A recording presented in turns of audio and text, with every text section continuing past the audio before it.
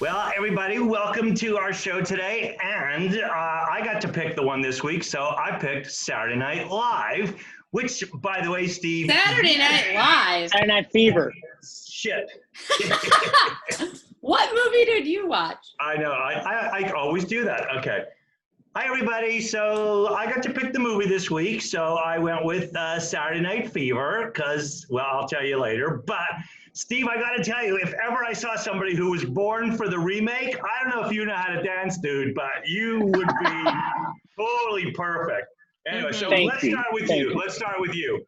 Well, I appreciate that compliment. And, you know, full transparency, Saturday Night Fever is near and dear to my heart. My mother and father were professional dancers in the 70s. And if you think I resemble a little bit of a Travolta, my father, it's almost a spitting image. So growing up, that was a major film soundtrack in my house.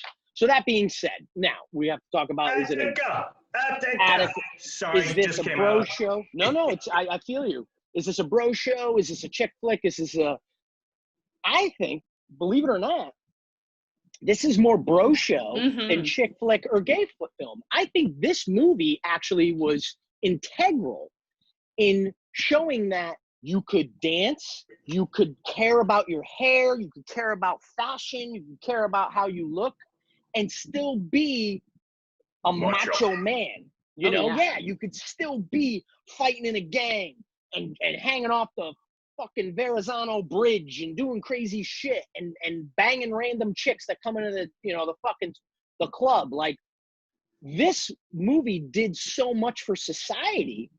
It really kind of, because if you thought about that, straight dudes really weren't going out like, hey, like if they went dancing, it was to pick up chicks. Now you were going dancing to kind of like peacock and show off and say, hey, listen, I'm the best dancer here.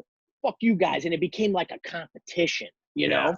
So plus, he looked damn good in tight pants. I mean, he had the perfect gay body. I mean, he did. And that polyester swimmer's bod thing going, you know? That polyester. And listen, Travolta, believe it or not, had to train for like 3 months to do a lot of those choreographed dances. That's not easy. That's like, you got to be like athletic to do I that. thought that when we were watching, you know, his big dance solo, the first one. And I've seen this movie a million times, and I from an editing and like producing side, I thought, how many takes of this did he have to do? And they kept cutting, and he wasn't even looking sweaty. Like, I can't imagine him having to do that from all those different angles over and over again. And polyester doesn't breathe. No, it does not. No, it does not. And he's doing the knee knocks on the ground. Yeah. You know how hard that is? And then his hair never moved, which is awesome. Yeah. And again, as an Italian American, the scenes of him home eating and, hey, my hair, you know, and he's got the cloth because he can't get it on. I mean, this movie's fantastic. It's an American classic. And if you haven't seen it, watch it. And I actually am going to steal this away from you, Eric, and say that it's a macho bro show. I mean, a lot of macho shit happens in this. A lot of macho shit. Oh yeah.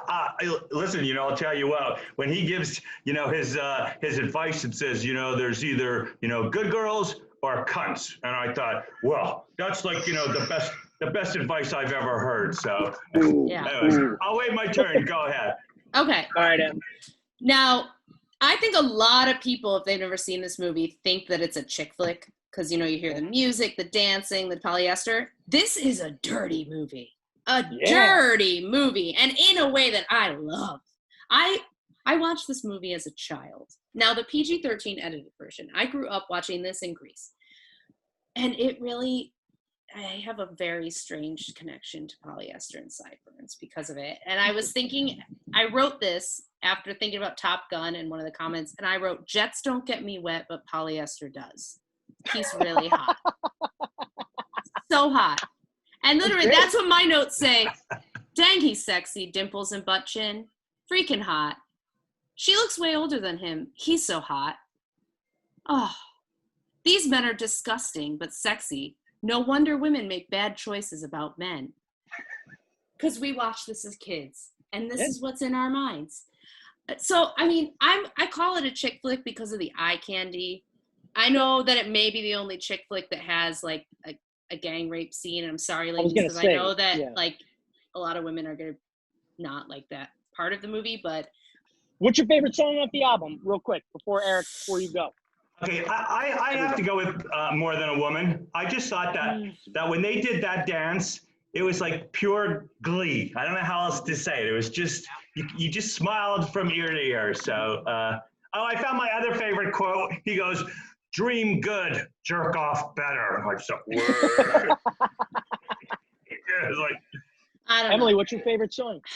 It's hard because my favorite Casey and the Sunshine Band song is Boogie Shoes. But the opening, when you hear that music start, it like gets something this going. This is not Casey and the Sunshine Band. This is the Bee Gees. I know, but Casey and the Sunshine Band music is in it. Boogie Shoes is like, they're throughout it when they're in the club. So like I heard that and I was like, that's my favorite one of those. But the Staying Alive, just the opening number and like the feet, the shoes, and like I see that and it makes my heart and my stomach and my body like want to move. So I go with that strictly because like there's a physical reaction I have to the beginning of that. Totally. Mm-hmm.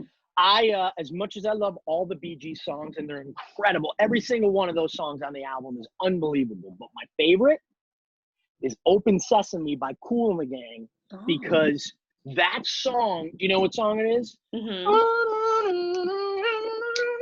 I could just start doing it now. Anyways, I just think that song's still awesome. All right, Eric, let's hear what you got to say. Sorry. Well, I'll tell you what's funny is, okay, first of all, just for my pizza, because I live for pizza, okay, when he gets 2 slices and eats them together, I just thought, okay, so far I love this guy. And then, it's funny that you were saying that, that he made things that wouldn't have been considered like manly.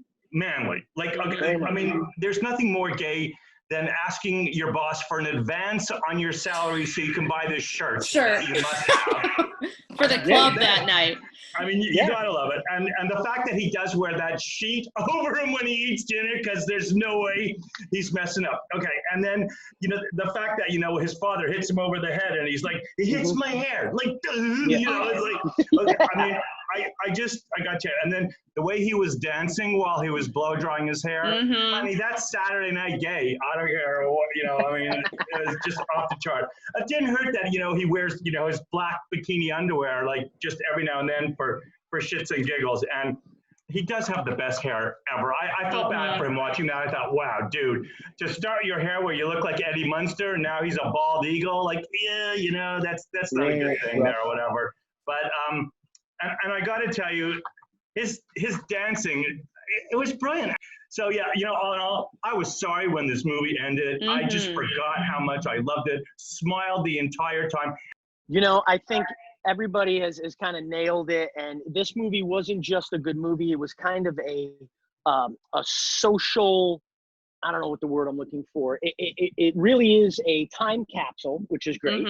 It was a cultural phenomenon. It really was. The cool thing about this too is the dancing, because they took a different kind of approach with this movie, and instead of getting like a really like well-known choreographer to like do these, they brought in, his name escapes me, but he's a respected like I'd say dance choreographer more with modern dance and stuff. And what he did is he just went all around the clubs and saw what all the kids were doing and said, no, we're not going to do these cheesy choreo. We're going to do the line dancing that I saw here. We're going to do the circles that I saw here. And all of the dancing, if you look, is done by regular people. Aside from John Travolta, like Fran Drescher. Fran Drescher is in the movie. Yes. And, these are regular people just doing Okay, that really was her cool. who came It out is. and said, let's dance. And he said, that's not my regular partner, but I'll do it anyways. Yes. And then he dumps her on the floor. Yep. He brought like masculinity back to dancing in today's time. Kind of like Gene Kelly. I know that's a weird thing. No, but it's not. Like Gene Kelly looked like he could kick your ass and then like sashay away. And I feel the same way when I watch this movie about John Travolta. Yeah. He's got that same, like, he can do the dancing, but he's still got a super masculine cool side. Yeah. Beyond cool. Very cool. And I think what most men at the time, he was a ladies' man. And who doesn't like to live vicariously through a character who's turning down poontang, who doesn't want to fuck this chick, who doesn't want to, and like, that was also very like, oh.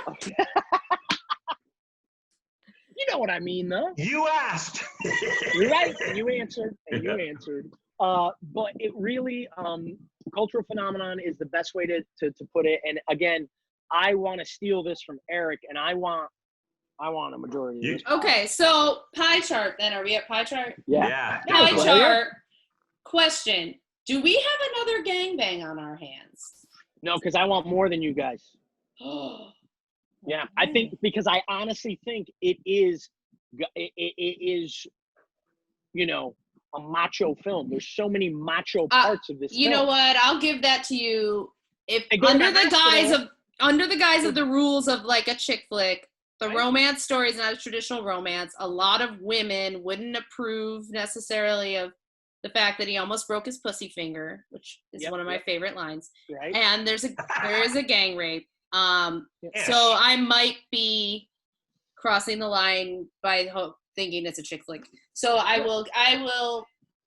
Can I take 20? Can I take 25% though? 20? Yeah.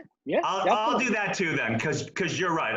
I don't disagree with what you said. I think obviously, you know, looking at it from, you know, the gay angle, I'm able to see a lot of things in there that I thought were enjoyable from that perspective. But I don't disagree with you at all that that they are what they are. I just happen to be fortunate enough to be able to get, you know, wing my way in there or whatever. So I'll go with 25. You got 25, and we'll give John Travolta Jr. the other 50. Yes. All right. Still guns. Hey, forget about it. All right. If you haven't seen this movie, watch it. That pizzeria is still there, by the way, in Brooklyn. What? Oh, really? Yep. Mm-hmm. You can walk right up to the window still and get. I think they actually call it the Travolta special. So yeah, guys. Well, watch this, love it, share it, comment on it. Well, whatever. We'd love to hear from you. And Steve, what's next? I think I'm going to take a break from all the explosions and the karate and the stabbings, and I think I'm going to pick a comedy, and I'm leaning towards old school. I think that's one of the more bro-y comedies out there, you know? It is. So let's see if it still is. I love it. Looking forward to it. This is great. Love y'all. Bye. Ooh.